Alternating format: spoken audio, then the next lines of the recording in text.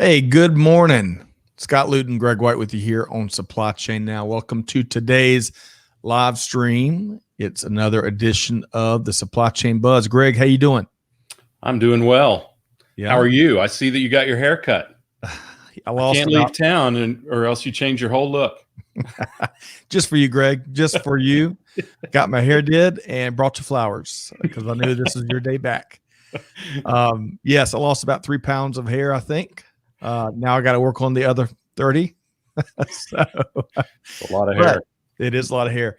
Hey, but to our audience, welcome to today's live stream. And yes, you don't need to rub your eyes. It is Greg White back in the flesh. Greg, fresh on the heels of a wonderful sailing expedition. How was it?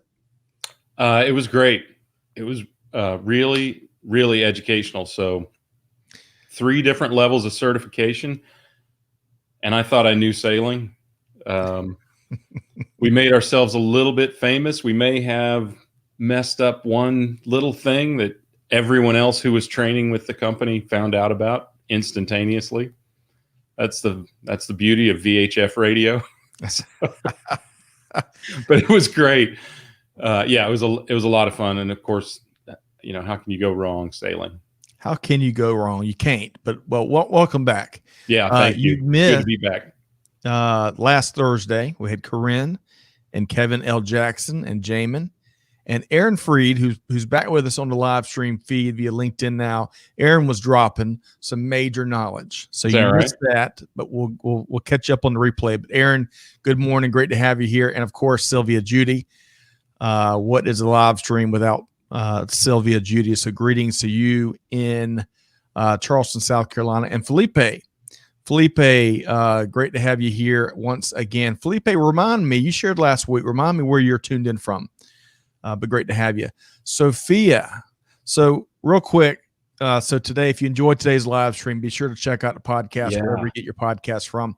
Greg, today we dropped an episode where we interviewed Sophia Rivas Herrera. Yeah. And it was home run stuff, wasn't it? Yeah, it was. It was great. I mean, talk about an intentional kind of purpose.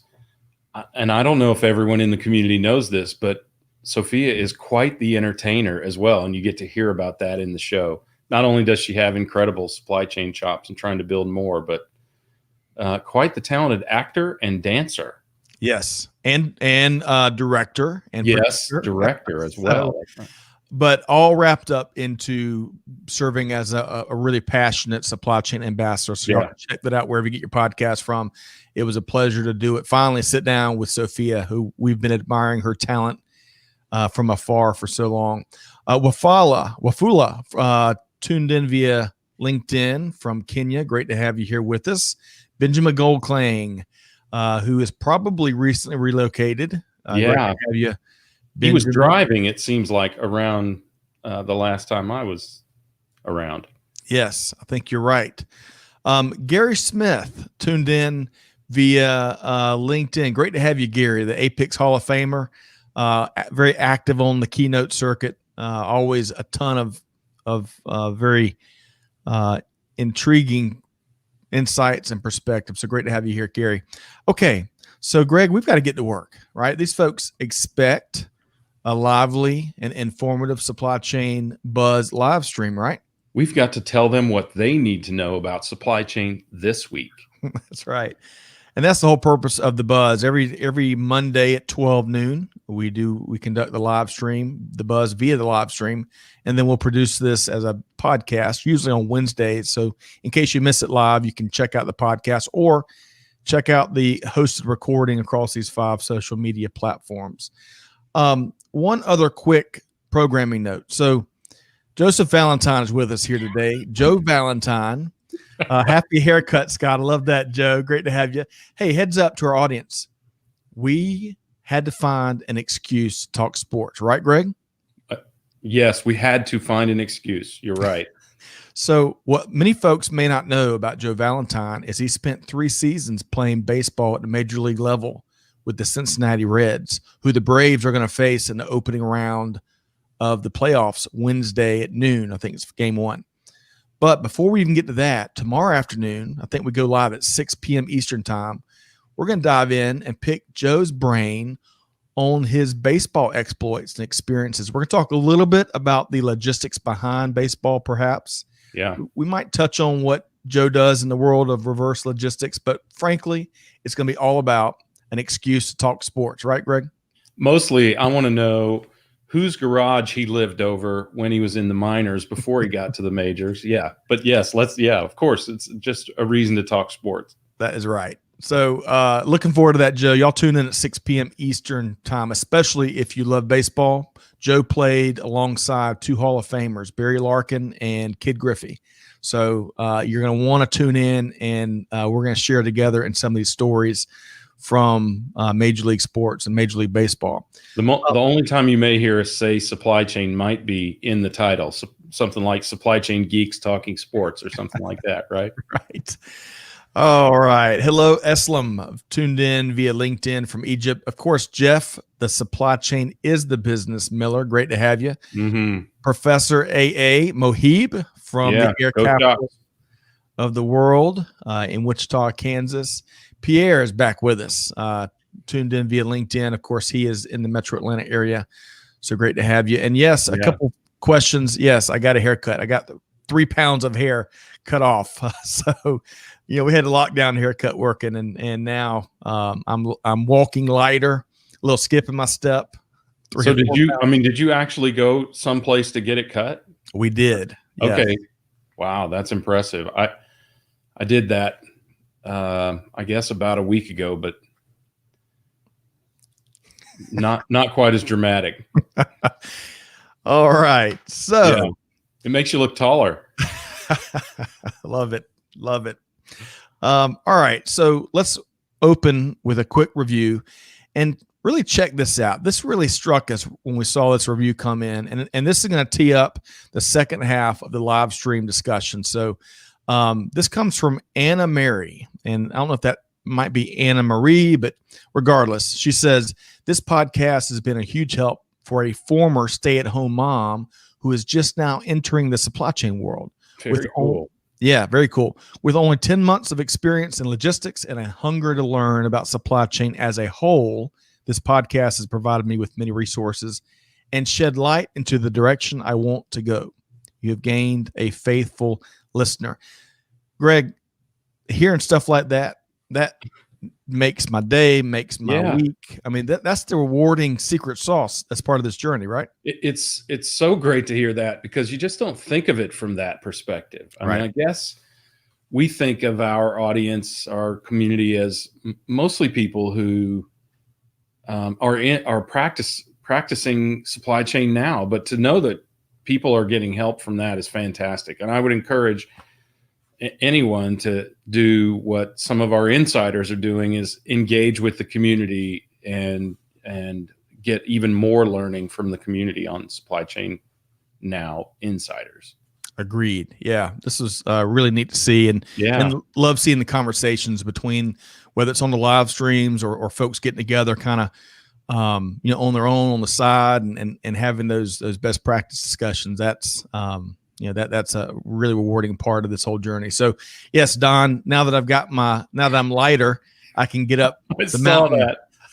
So great to have you, Don. And now that you're lighter and that it's a little bit cooler here in Georgia.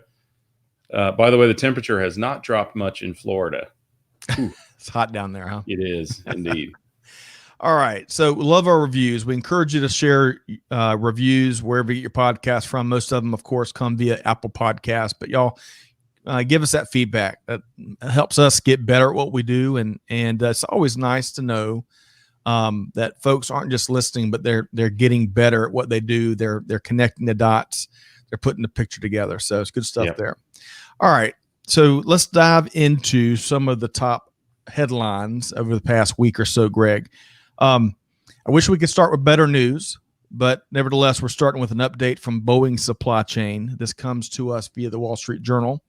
So, Greg, if you remember a few weeks ago, we were talking about some very large manufacturers that were paying their suppliers early, especially their upstream, smaller suppliers, to keep them afloat during these challenging times, maybe even unrelated to a parked aircraft. insulating them from the market conditions, keeping them open and keeping the production lines moving, right? So with the massive 737 MAX program being grounded, Boeing didn't have the same options at their disposal. Right. And as we both know, any grounded programs can be costly, especially major aerospace programs that if they're up and running, they actually shift national GDP. How about that? Impressa is a California-based aerospace company that supplies the 737 MAX, and it's unfortunately declared bankruptcy. Like so many other companies, Impressa went really hard after the 737 MAX business, different parts and whatnot.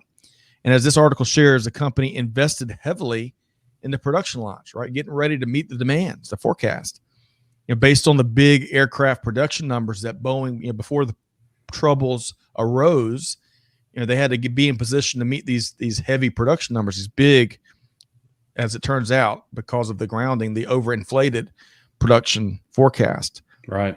Did you know the aircraft, time flies, but the aircraft has been grounded since early 2019. All production ceased in January 2020, just to resume here a few months back, but at a fraction of the initial projections, right? The production schedule. Now, Impressa did receive Paycheck Production Protection Program funds from the federal government, but they were hoping that would just kind of float them to when the program would be restarted kind of en masse. But unfortunately, those funds kind of ran out in July. And after laying off 11% of its workforce, the company now has had to declare bankruptcy. So I think we both wish that the current review that is the Boeing is in, right, to get the 737 MAX cleared for takeoff, and hopefully that will impact and get production ramped back up. Hopefully that gets cleared up really soon. However, Greg, when I was reading this article, it took me back to my time where I worked in metal stamping manufacturing. And much like Impressa went hard after the Boeing 737 business, my team went hard after an outdoor products manufacturer who was outsourcing these parts that have been made internally for decades, probably for 40 or 50 years. We went hard after to get as many of the appropriate and a good fit parts we could get. And to do that, we bid projected on what they were estimating annual production to be, right? Well, we won a slew of parts. I'm talking dozens of parts. And after the tools and after production have been moved into our facility, all of a sudden those production numbers dropped dramatically. And it triggered a variety of repricing, headaches, but repricing conversations, because as you would expect it, it's going to cost one thing to make 100,000 parts. It's going to cost a whole another thing to make 500 parts. Yeah. But that's exactly where my mind went back. And we hope that Impressa and the bankruptcy proceedings go well, and maybe they get a buyer that protects and keeps the jobs and maybe rehire some of those folks. But this is the risk that is posed to global supply chains, right? It is. And, double whammy, and neither could Impressa have foreseen, right? One, the grounding of the aircraft, because that was caused by now well-known poor engineering and execution on Boeing's part. But of course, that was never known outside of Boeing, right? Prior to the aircraft being grounded. And then you add to it the sustained, probably long sustained downturn of the aircraft industry by 96%. There's really nowhere for them to go. And if Impressa did not have a substantial secondary business, even just to keep them cash flow positive, they really had no choice. Right.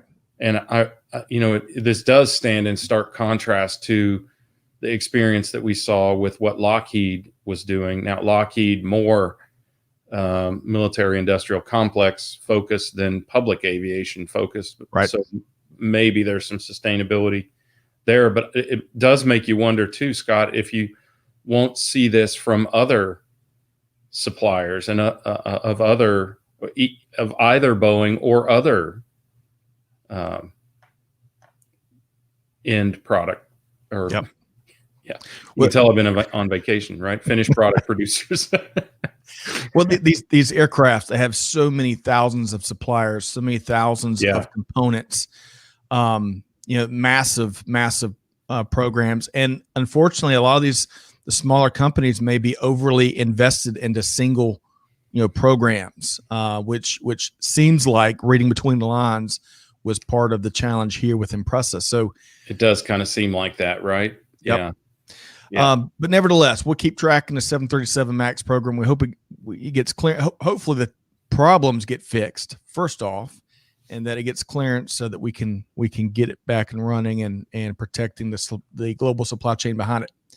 Well, yeah, and that's a good point, because getting passenger air freight, as the CEO of Southwest said, that his estimate is decades, right?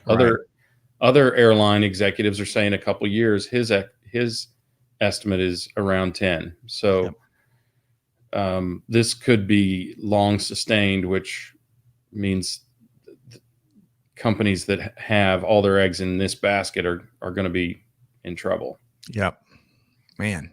All right. So we got some better. Y'all stick around. We got some much better news moving ahead. Let's go to the good news. Yeah, and we want to get all y'all's takes. The second half of the live stream, we're going to be focused in on advice that all of you can share about folks breaking into supply chain and advancing and building a career. So to that point, I want to share Don's comments here. So Don says, great to see so many new people getting involved in the supply chain. 2020 has provided us some great lessons, and new blood and insights will go a long way in helping to make the systematic improvements needed as we implement new technology and processes in our logistics modeling. Speaking of, we interviewed Don on Veteran Voices a while back and learned that he was involved in aviation. He was in the Air Force, but he also spent some time in the aviation industry. So I'd love to get Don's take on what goes on in aviation supply chains. Hello to Eric from Ecuador. Great to have you here. Bob is with us. Hello, Bob. Great to have you. Great to see you as always.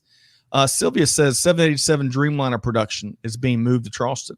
Everett is closing down for the 787. Jeff shares multiple body blows to demand. Not only, as you were saying, Greg, not only the zeroing out of new airframes, but huge reductions in MRO service and spare parts spend too. He also says planes don't fly, stuff don't break, right? MRO is facing enormous pressure due to the downturn. This story is largely below the radar. Pardon the pun. Good stuff there. Let's see. Michael says Twin Haven majority owner looking to kick in 10 mil to keep them from going completely under. That's right, Michael. And he also shares that Wall Street Journal had an article last week about Korean Air taking seats out of cabin to increase capacity for air freight. So we didn't go there yet exactly, but that's a really good point. You get some of these aircraft off the ground, there is some possibility there, right? That's right. I think there is some capacity available, or some opportunity for capacity in the air freight market still. Yes, and some revenue for these passenger airlines. Gosh, we'll probably see a lot more seats taken out before we see getting added. Imagine if for the next 10 years you could be sitting next to a box instead of an insurance salesperson. Hey, that would be a great scenario.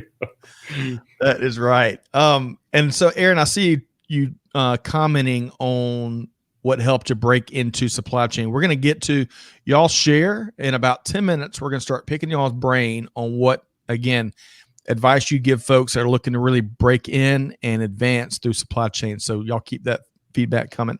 Yeah. All right. Second story. This is a little more brief. Neat story here via CNBC from the innovative minds over at Unilever. So Mark Engel, I think is how we pronounce that, right? We've talked about Mark before. Mark had a quotable quote. I can't remember what it was on, Greg, but nevertheless, he is Unilever's chief supply chain officer. He says that the first mile in supply chain is typically historically difficult for large companies to gain a lot of visibility there, right? And by first mile, We're talking farmers' fields to processing plant, so to speak. Unilever is using a lot more technology to shine a bigger spotlight on that first mile. Greg, this is up your alley. Advanced satellite imagery, geolocation data, advanced algorithms, all part of these efforts to get a much better look at that first mile. See, I see your wheels turning already, Greg. You're already kind of figuring out the solution. I see it. So Unilever has stated a goal of deforestation-free supply chain just 3 years from now, 2023. And so they're applying these technologies right now to palm oil and soya bean suppliers. Thank goodness. And they see an opportunity here, Greg. This is interesting. And I want to get your take. Yeah. If this is in the art of the possible, if it comes to fruition. So Mark Engel, again, Chief Supply Chain Officer at Unilever, says, quote, if let's say the top 10 or 15 fast-moving consumer goods companies with similar chains would join, we can all use the same photographic material.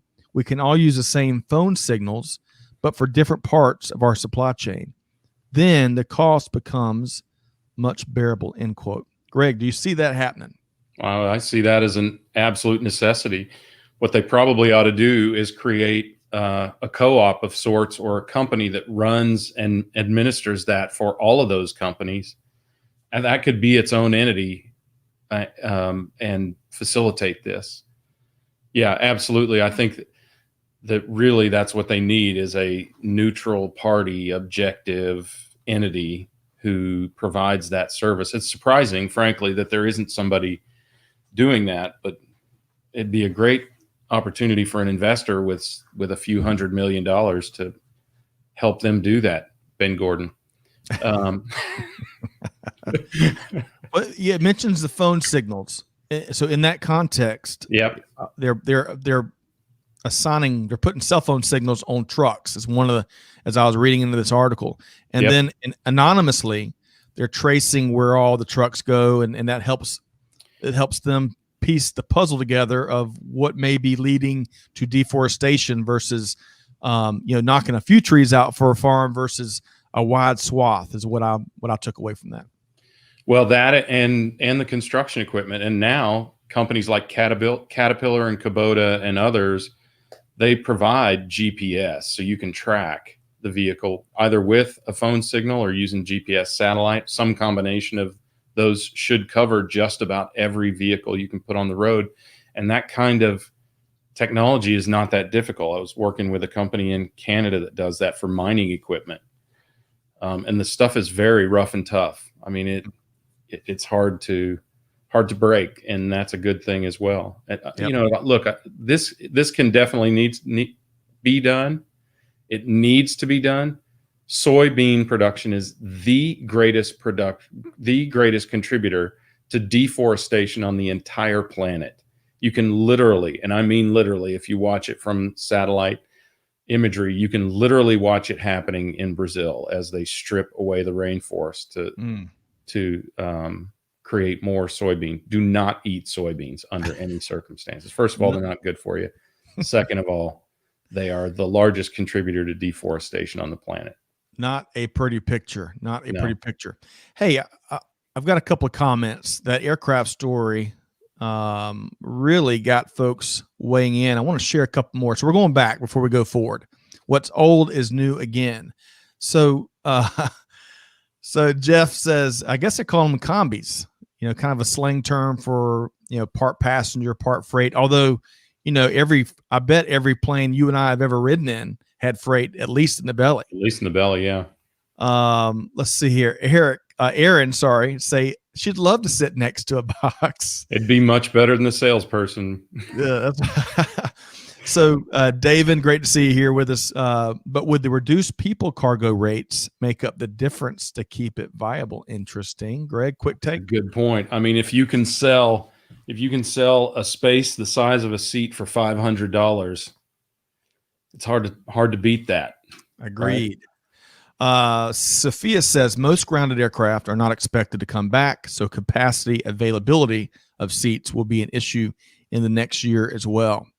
Good stuff there. You see the analyst and the ambassador, the forward looking coming out there. Love that, Sophia.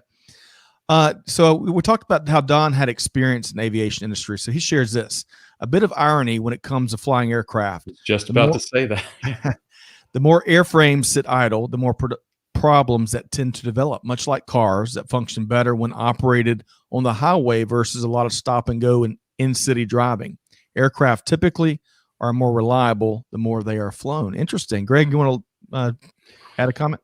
I don't know all the science of it, but I know that because aircraft operate at ground level and at elevation, that they are built to flex like that. And when they don't, because aluminum, they're made in large part from aluminum becomes brittle. I only know that from breaking a mountain bike or frame or two from the old days. Huh. Interesting. Good stuff. Thanks for weighing in, Don and David and Aaron, and of course, Sophia. And then one last comment before we hit our final story, which kind of leads into the discussion of the second half. So Michael says he had an accounting professor who said his hardest job was auditing cattle farms because the ranchers would rotate the same cattle in fields to prevent an accurate count, which translates to visibility in first mile. You find that humorous, Greg. You've seen it happen before. Guilty as charged. That was my job as a 12-year-old on our family ranch in western Kansas. Wow. Okay. And the more you know. I didn't know why I was doing it, thankfully.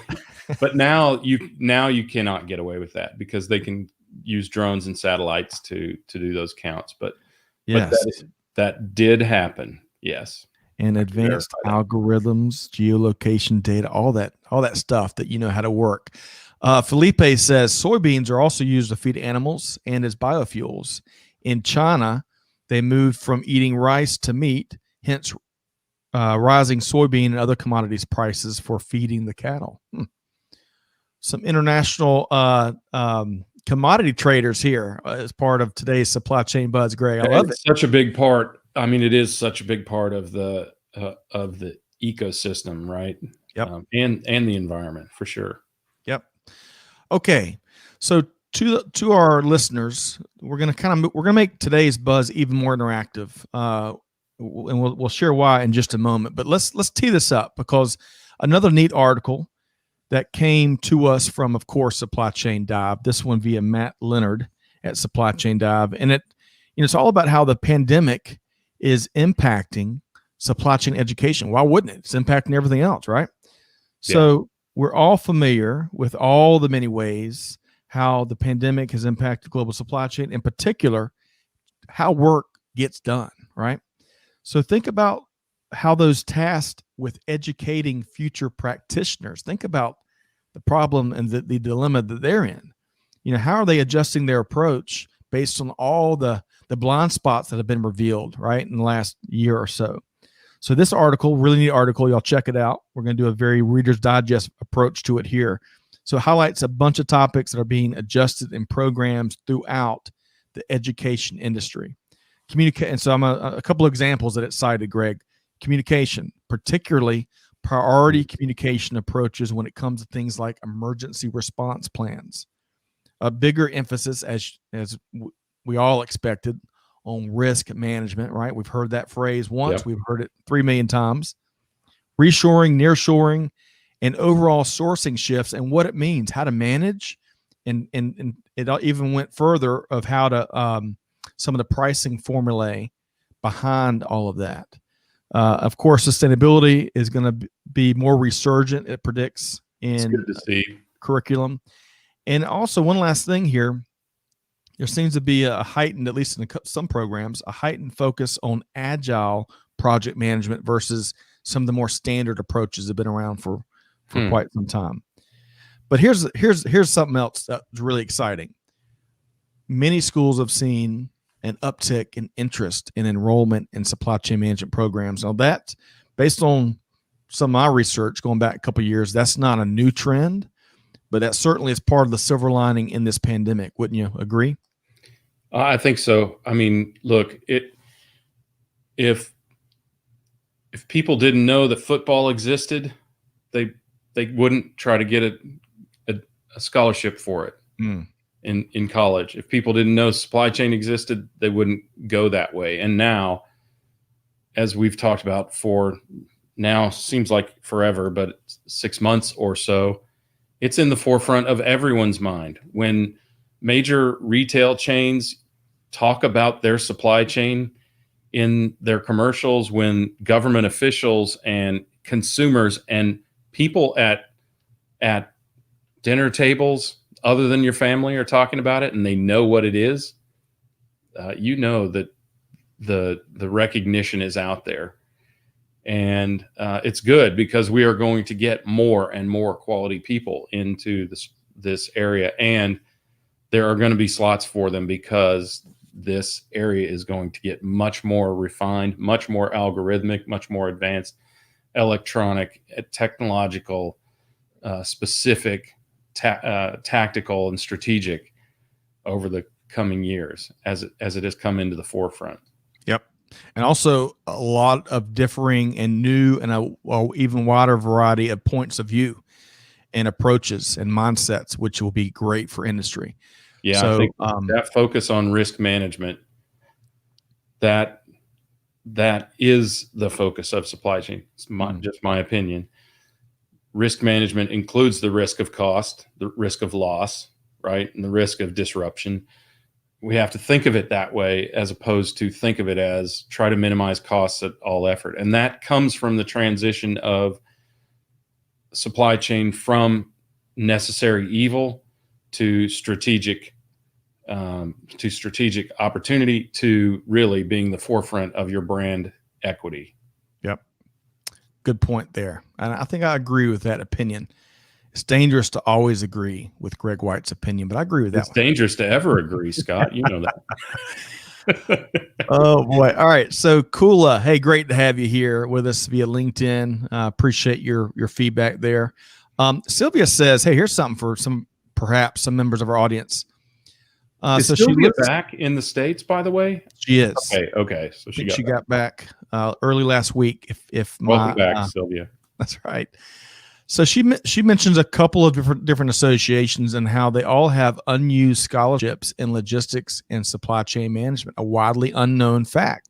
Sylvia, that's great to know. And feel free, Sylvia, if you'd like, to drop in some of those hyperlinks to those organizations in the comments, and we'll try to connect the dots for folks. Let's see, Barb. Hey, Barb, great to have you here via LinkedIn. Hope this finds you well out in Arizona, I believe. So if Gigi is talking supply chain, everyone is talking supply chain. I'm guessing that means grandma. Yeah. That's true. That's right. Aaron says, amen. Risk management is where we create value. Good stuff. Represent. All right. There is a segue. So one of the other ways our audience creates a ton of value is what they bring, and what they bring to the table, ideas, content, best practices, suggestions, you name it. And this is where we're really leaning on our audience to come in and not only speak to Jake's question, which we're going to read here momentarily, but also in a broader sense. So, Greg, I believe this hit your inbox from a listener with named Jake, right? Yeah. So I just read it right after I had gotten back from the trip, and it was just so poignant. I thought it was a great opportunity. First of all, I wanted your opinions on this, Scott, and then I thought, what a great opportunity to get the community involved and have them sound off on this. But let me just kind of read through this real quick. First, a congratulatory for us. So I'm going to read that. I love that part. So I wanted to connect after listening to the great episode with Mike Griswold at Gartner. And if you don't know, everyone, that was an episode where we talked about, none of us, Scott, nor I, nor Mike Griswold from Gartner, had a formal supply chain education. And two of us, I think, had no certifications by APIX or Cscmp or anything like that.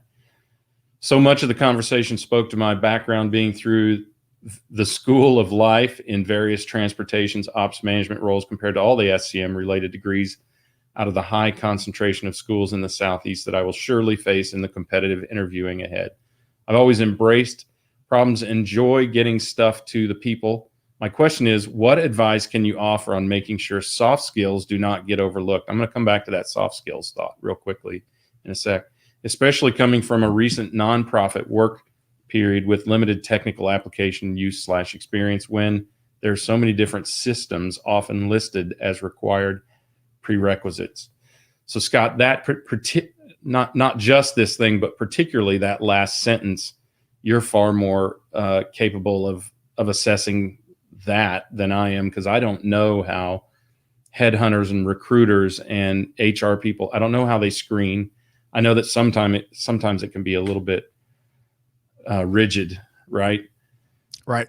Well, when I read this, when you shared it and we were baking it into today's show, my brain went to a couple of bullet points, to Jake's question specifically in terms of how can he really lean on the soft skills where he has, I think, maybe a more compelling case to win a job.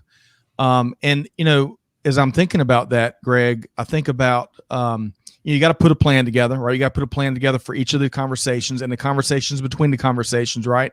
Mm-hmm. I think in my experience, a lot of folks don't necessarily put a plan together for their interview, as strange as it may seem.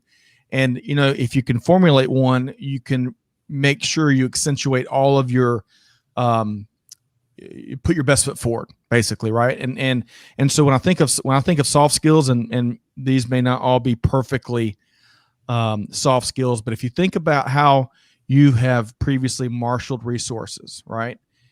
Regardless of what type of organization you're a part of, that would definitely be something to talk about. Multi-level relationship management, and for that matter, multi-level communication. When I think of supply chain practitioner roles, being able to communicate and coordinate through a wide variety of parties up and down the totem pole in different functional areas, and being able to put yourself in their shoes based on if they're procurement versus distribution versus a driver. They're all looking for different pieces of information. We talked about Agile project management. In my experience, Greg, a lot of folks don't realize just how much project management they have had in their background because they don't view it that way. Mm-hmm. And while there are certainly some hard skills associated with project management, there's a ton of soft skills. And then finally, one thing that hopefully Jake will think about, and we'd love to get the comments. We'll read some comments from the audience here momentarily.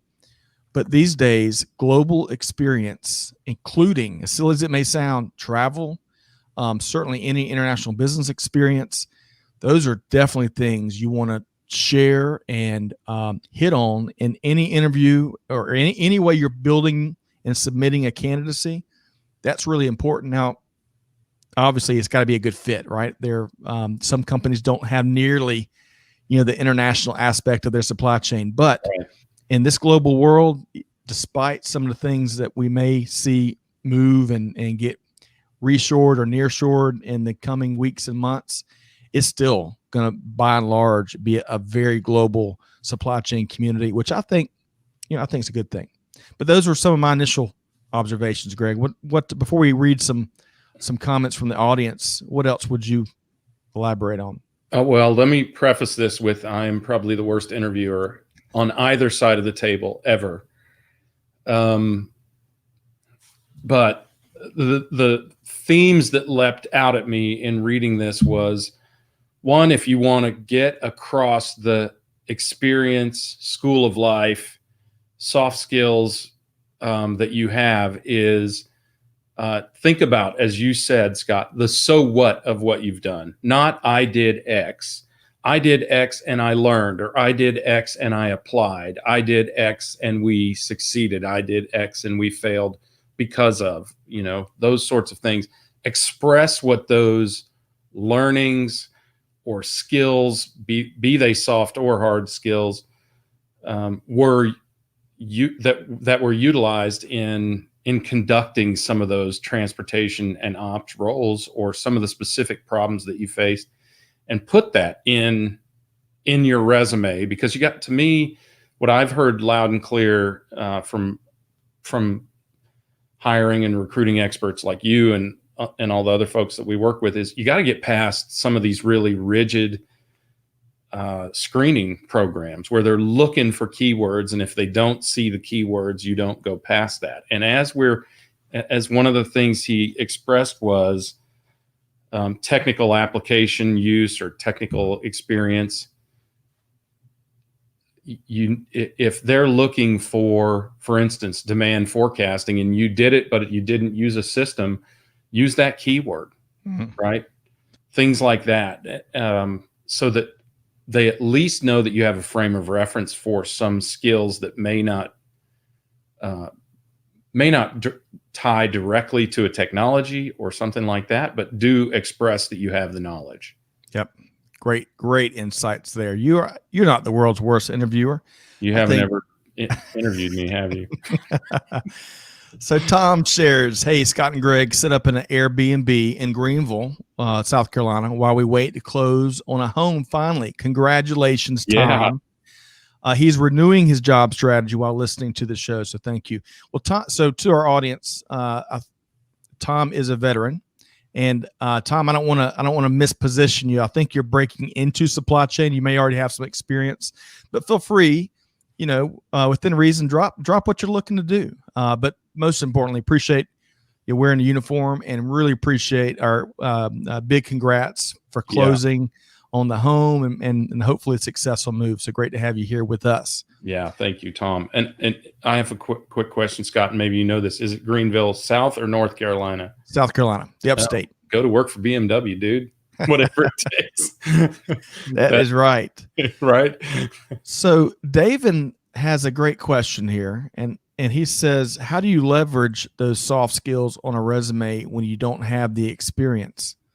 It's a great question, and at least I, for one, I'm not going to have the silver bullet answer. Yeah. However, what I have seen, and not necessarily, I spent some time in the recruiting industry, but I wouldn't, I'm drawing mainly on my experiences kind of in supply chain associations, rubbing elbows with a ton of folks that were transitioning, over almost 20 years, which we don't go over the 2-decade mark, right, Greg? Yeah.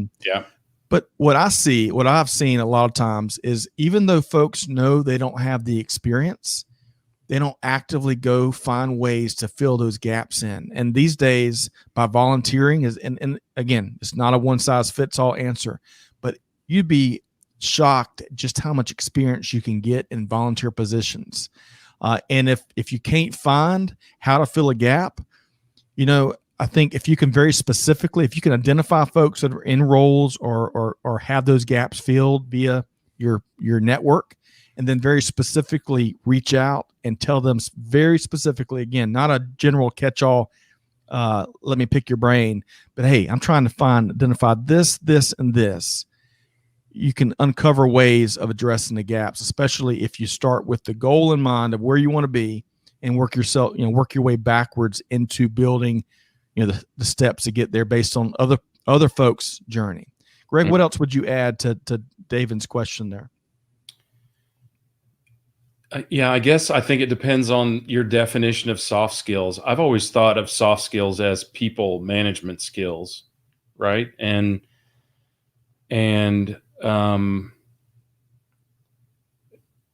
express how, whatever those soft skills are. I would just go back to what we said before. Express how you have used those soft skills in the past, to what end, or what they accomplished. And if you don't, and if you don't have the experience in a particular one, then strongly enunciate the ones where you have strength, because I think somebody said it here in the stream is, I can teach you certain things. I can't teach you everything, right? So I can teach you a technology, but I can't teach you to be a good business person, right? Love it. So if you have a big portion of what they're looking for, you don't have to fill the whole bill. No one has ever done that, by the way, in the history of getting a job or applying for a job, has ever fit the whole bill. They may have looked like it on paper, they may have sounded like it in the interview, or they may have been able to interpret their experience to make it appear that way, which I would strongly caution against. By the way, don't put yourself in a position to fail by getting a job that you're not a fit for. But I would say enunciate more strongly where your strengths are. And if the opportunity is the right one, then they'll acknowledge that those strengths, someone with those strengths could translate into the other strengths that we need. Good stuff. Good stuff. Sophia shares a couple comments here. I think it is about the way in which you tell your story. You should be able to describe your experience in such a way that you showcase your talents, but also your accomplishments.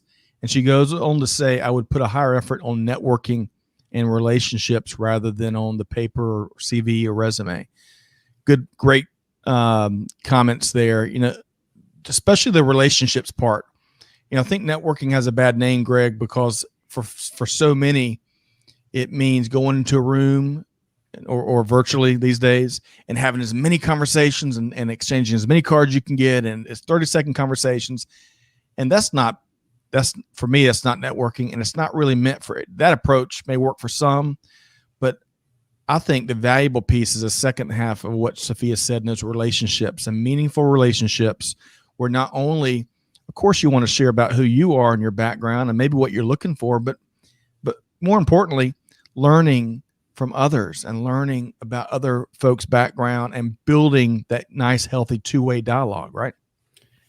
I think the old saying, it's not what you know, it's who you know, is half right and 180 degrees wrong. It's not what you know necessarily, and it's definitely not who you know. It's who knows you. Think about how many people know you, and those are the people that can help you get a job. If you know them, there are a lot of people. I have a neighbor who owns a restaurant. There are a lot of people that know Billy, but the people that get value from that relationship are the people that Billy knows. And that's the important thing. Not only networking, but really that close networking where people really get to know you, your strengths and your weaknesses, your history, your knowledge, your personal gifts, things like that. Those are the people that can help you. Yep. It's who knows you. All right. So Greg, we asked and the audience has delivered. So how, right?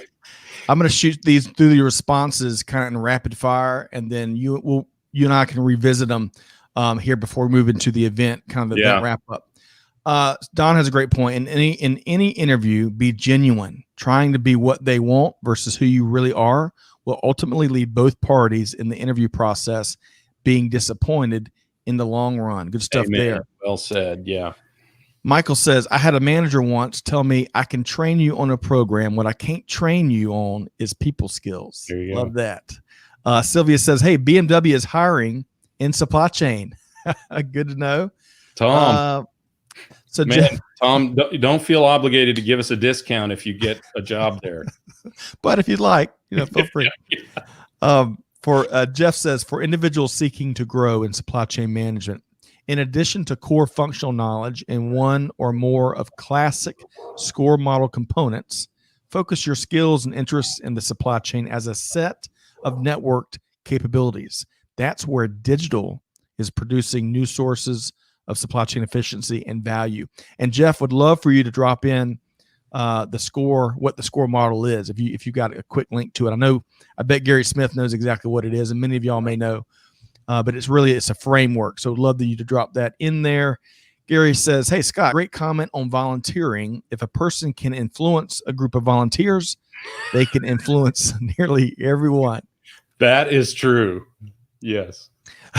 Pierre says the key for the employer is what you can do for them. Use your experience to develop a message of value for the hiring manager. Well said there. How did I miss that? Seriously, it's just like selling anything. You have to express everything in terms of how it serves your target party's enlightened self-interest. That is brilliant. Yes. Pierre, you got a whole new big fan here, Mr. Greg White. So Felipe says, hey, any suggestions on where to find those places or people to contact? He's doing a master's in supply chain, would love to volunteer. So Felipe, everything shouldn't be geographic, but in my experience, a lot of chapters and associations. It kind of depends on the local market you're in. Mm-hmm. But for starters, I would check out the websites of the following organizations and see if they have a local presence. I would look at and also based on where you're looking to specialize within supply chain. But here's a few that I've enjoyed. You've got Cscmp, which is the Council of Supply Chain Managers and Professionals, I think the name is what that stands for. They're global. You've got APIX, which is now part of ASCM. They're a global organization all about supply chain. You have ISM, which is about sourcing. I believe they're international, but you can check them out at ism.org. You've got the Project Management Institute, which I believe is global. And with so much project management that's taking place across industry, what we've seen, at least in Atlanta, vibrant 5,000, 6,000 member plus chapter. And, it's a great community to network in. So those are four that just come to mind. Greg, what else would you offer Felipe there? Well, I mean, if you're in a master's program, talk to the professors and consider internships or other sorts of programs that might relay. At Wichita State, I know they work with Cargill and Koch Industries and just recently opened a facility with Deloitte. So there are always those kind of opportunities. Hell, work with a professor, right? Yes. Grade papers, be a volunteer graduate assistant, anything. There are some of those opportunities. And those professors will know also some companies with informal programs may not be related to the university. They might say, hey, they could use some help at whatever. Greg, that's a great suggestion. So Felipe, based on what school you're matriculating through, I think I said that right. That's right. Matriculating. I love that word. They've got resources, right? And or the alumni that come out of that school, they may already be in industry. If you can pull some of those lists together and then do some outreach, or, if you're working and going to school at the same time, you got limited time, grab a couple classmates and have a standing cup of coffee where you just talk supply chain. And a lot of times you can find ways of connecting the dots, and there may be an introduction that may come out of it. So, finding those kindred spirits, regardless of where you find them, there's so many different avenues. It helps you gain momentum. So good question there, Felipe. All right, so let me share this. Sylvia says, networking is no longer hot balls and meatballs.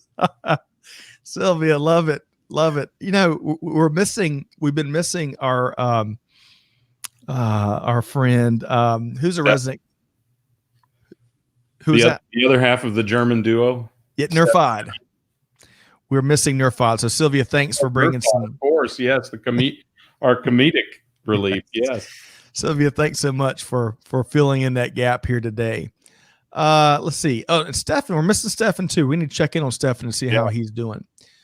All right. So Swetha says, she asks, what advice do you have for graduating students? Even though I have completed certifications like the Cscmp, which is part of the APIX family of certifications, I don't have experience and it's getting tough.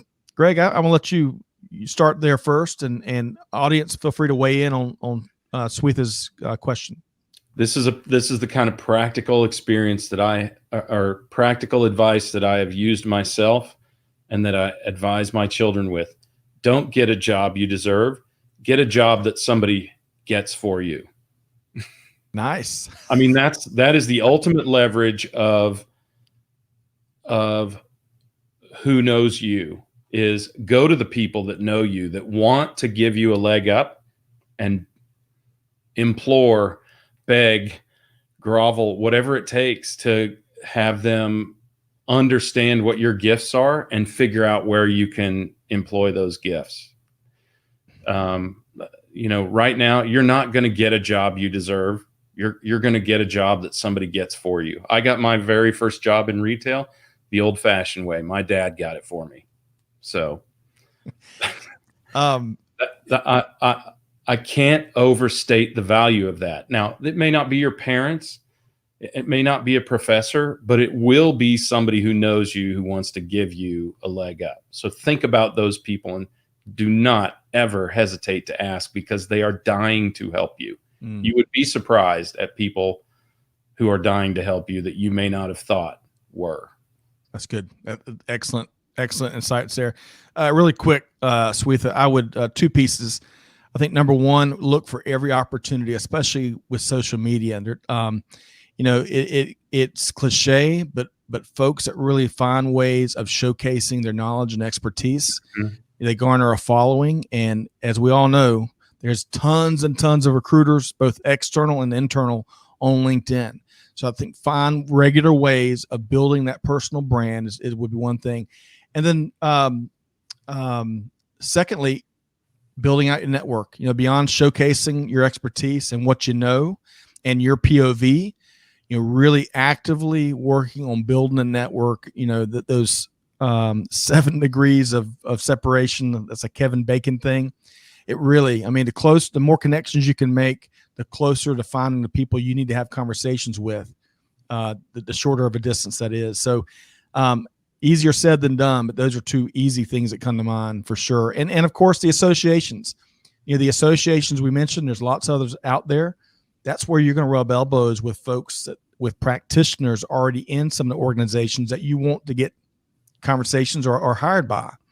So associations still, some of them are more forward-looking than others, and have found new and exciting ways of being more relevant than others here in 2020. But building that network of practitioners can be so powerful. And this is a topic, I can see that this is a topic. There are still some really good questions out there. I can see this as a topic we probably should dedicate a whole show to. I agree. I like Davin's question in response to Aaron's. Aaron says, highlight your ability to learn and perform in difficult situations. A great way to overcome lack of experience. And Davin's response is, okay, but how do you highlight that on a resume? And I think there is a way to do it. I'd have to think about it more, but I feel like we ought to dig into some of these questions and come back to this and maybe we just attack this problem, Scott. Yeah, agreed. Right. We've talked about setting up kind of as much as we try to do, there's always more to be done, right? We've talked about setting up like you see them elsewhere, a virtual networking call for, with the insiders, and a lot of those conversations that have been a part of that LinkedIn group. And maybe we set up a couple of calls and we try to help foster the back and forth that I love seeing right here in these live streams. But as we're almost hitting is it the top of the hour or the bottom of the hour? I always get that backwards, Greg. Top. Yeah. Okay. And who prompted all this conversation, by the way, Jake?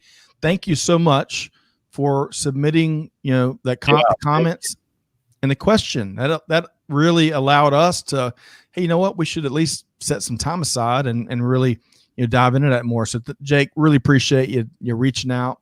And as he shares there, he really has enjoyed Sophia's and Jeffrey's perspective, and he's currently studying for supply chain certification. Hey, can I, as long as we got Jake on here, I want to address one of the aspects of it is that the recent nonprofit work, there is likely a way to tie that into supply chain, or at least principles that apply to supply chain, because as we have worked with so many nonprofit entities through Vector Global Logistics and some of their partner entities, and through SAPIX in South Africa and some of their partner entities, we have heard brilliant things about supply chain in regard to nonprofit, like, Scott, I bet you know what I'm about to say, or would you rather say it? No, you go.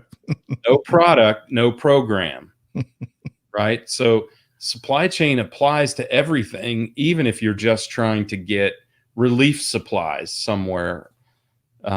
So consider how your experience in any industry might apply to that. When we were in Austin, whenever that was, seems like 1,000 years ago now, doesn't it? But right. When we were in Austin, we went through this slew of people who had gotten into supply chain from physics, services, media, other areas, and their gifts were genuinely applicable and a fresh viewpoint in the supply chain industry. So think about how what your gifts are apply to supply chain.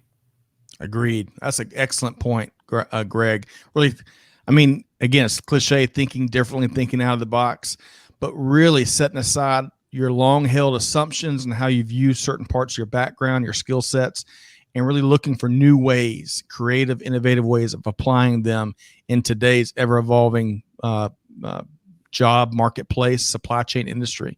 Well said, Greg. All right, we're going to run over for a couple minutes, but I want to make sure folks know. So it looks like Sylvia knows some folks in Kenya that's setting up a new operation. So if you're local to Kenya and you're looking for jobs, you can reach out to Sylvia, and maybe we can connect the dots there. That's how cool is that? Networking right there, man. Let's see here. Gary also makes a great point here. Every organization has a supply chain. Nothing happens until something moves. Gary, amen. And lots of kindred spirits there. All right. So, Greg, I think the other thing that we want to make sure we share with everyone, because it certainly helps as you're not only filling in knowledge gaps, but you're making connections, just like hopefully folks are on this live stream. And that's these online events. There's so many of them that are really inexpensive, easy to plug into. And we've got no shortage. Holy cow. It is it's just that time of year, I think. Webinars, virtual events, of course, live streams, you name it, every kind. We're going to share 4 quick resources, really quick for our audience. And we've made it really easy, Greg.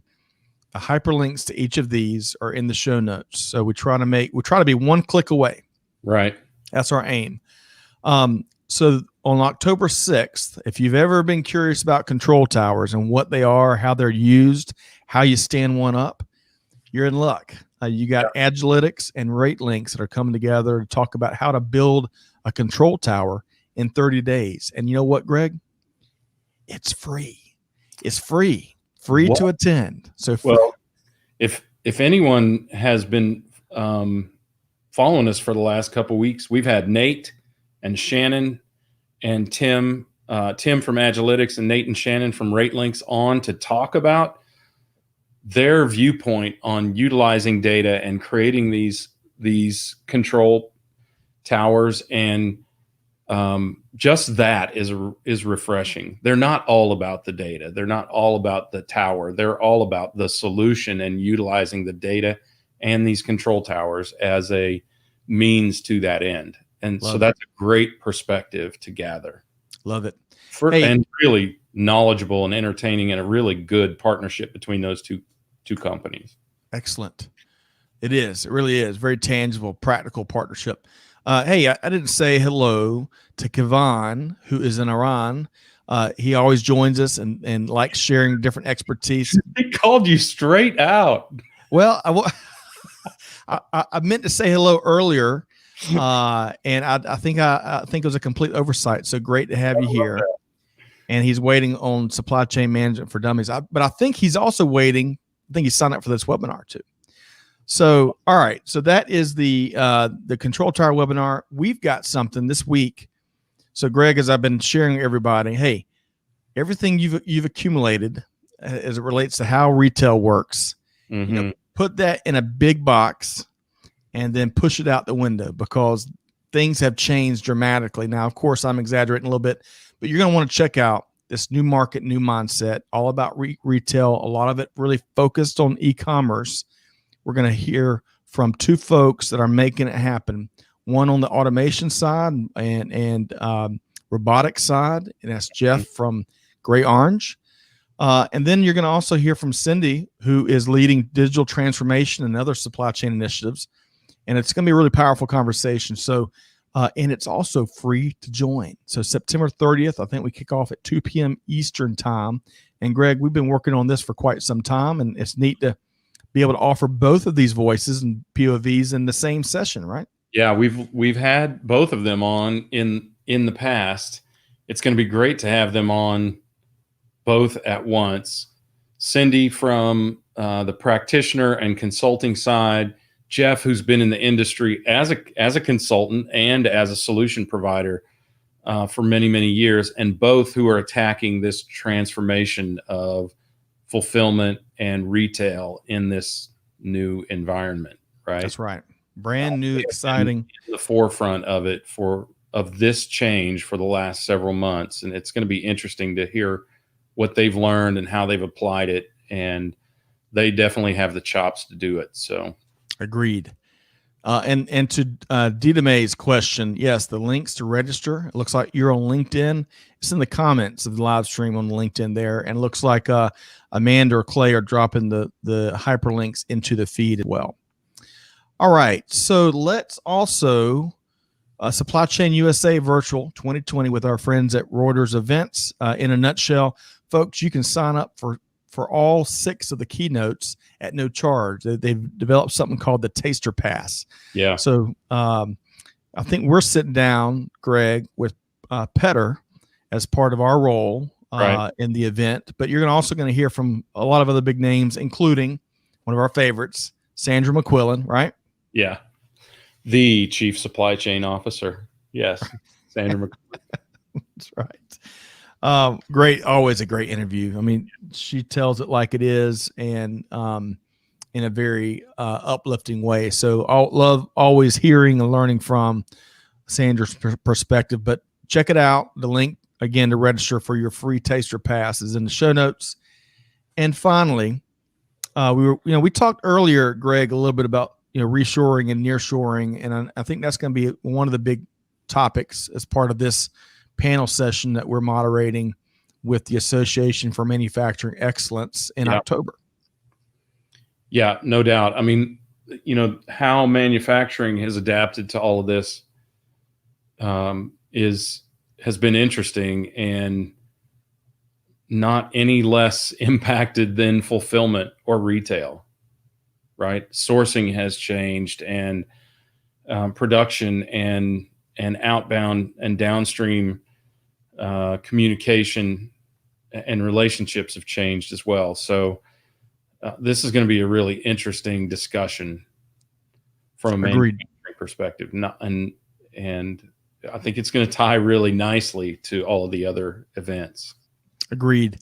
And I love manufacturing. That's where in the end-to-end supply chain view, if you subscribe to that, like so many do, I've spent most of my career either in manufacturing or supporting manufacturing, and I'm addicted to it. It's so neat, and it's been too long since I walked in the plant here, but it's so neat to go to the Gemba, as they say, and go see production, see the problem solving, seeing the people working together, hardest working, some of the smartest people I ever worked with in the manufacturing industry. And of course, that's the sector that AME serves, the Association for Manufacturing Excellence. So check that out. And you can also learn more about the group at ame.org. If there's something you can't find, we've been promising, Greg, we haven't quite delivered yet, but we will. We are dropping radio, and we are in the process. We're identifying different ways that our website, our new website, can serve our customers better and our audience, and find and have things easier to find and engage. So while we do that and conduct that assessment, you can still find us at supplychainnowradio.com. If there's something that we've shared that you just can't find, you can't Google, you're not getting it, you can shoot Amanda a note, Amanda@supplychainnowradio.com, and we will do our best to serve as a resource. Yeah, I'm looking forward to that because my fingers are tired by the time I get to radio. That is funny.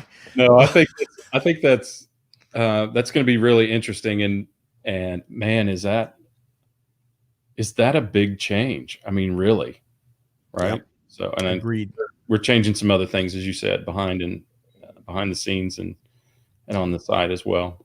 We don't just preach and interview folks to talk about continuous improvement. We're big advocates, and we practice what we preach. So that is the entrepreneurial way. And some days are easier than others, aren't they, Greg? Yeah. But hey, that's the journey we're on, and it's driven by our North Star, which is our audience. And really have enjoyed all the comments and observations and the questions posed to each other and the answers given in all the comments. It's such a neat thing to be part of this community and to hopefully serve as facilitators for connecting people and ideas and best practices. So really do appreciate all the involvement and participation we get here. All right, so I want to share one more comment here. Sylvia says, I love manufacturing. I made muffler inserts for a tier 2 automotive supplier. Nothing like the smell of resin in the morning. She is on fire. She is. But Greg, love these live streams. Again, we've got Joey Valentine, a major league ball player, 3 years with the Reds, Cincinnati Reds, joining us tomorrow at 6 p.m. Eastern time. So if you want to, kind of relax a bit and find a way to just talk sports, enjoy each other's company, check us out 6 p.m. Bring your comments, your experiences, your questions for a major league ball player that played alongside 2 Hall of Famers. Yeah, that's right. And then Thursday, Greg, do you want to share? Do you remember what we have on the docket for Thursday at 12 noon?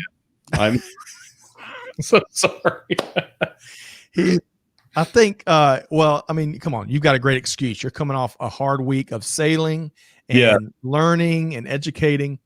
So Thursday, we've got Eric Johnson with the JOC. Right. Yes. We've got Enrique Alvarez with Vector Global Logistics. This is a week where I believe we celebrate 2 international coffee days. I think we've got a national coffee day here in the States and an international coffee day.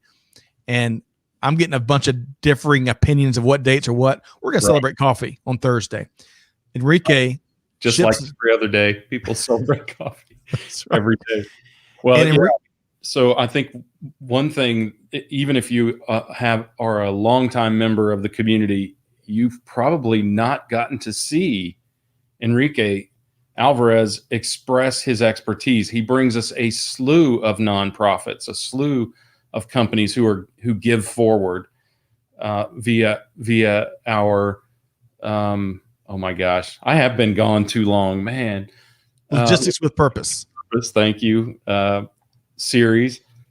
But he is an incredibly knowledgeable practitioner himself, right? Vector Logistics is a freight forwarding company, non-asset based. I forget all the other terms that go with it. But anyway, a really great organization. So you're going to get to hear from Eric and Enrique about their expertise and their viewpoints on the marketplace. So that will be a great session. That's right. E&E Thursday at 12 p. Right here on Supply Chain Now, and it's all about coffee. And to your point, I agree. Enrique usually talks about everyone else, right? Because that's right. He's a very humble, modest individual, but he has got some expertise that our audience will enjoy hearing from. Okay, so we're 13 minutes over, but that's okay. We really enjoyed all the comments and questions, and we'll revisit. We'll figure out a way to dive more into this topic because we're all looking for ways to succeed, break into new territory, break into new markets, and then be successful at it. So we'll a lot more to come. But Greg, the temperature changes has really thrown me for a loop. My sinuses are fighting with each other. Are they? But we made it through, and great to have you back here. We missed you last week. Great to have you back in one person, in one piece. One piece. And then that's right. And big week ahead. So to our audience, thanks so much for joining us. Be sure if you enjoyed today's show, check out our podcast and subscribe wherever you get your podcast from. All about supply chain, a number of different ways. Hey, as Greg alluded to, do good, give forward, and be the change that's needed. And on that note, we'll see you next time here on Supply Chain Now. Thanks, everybody.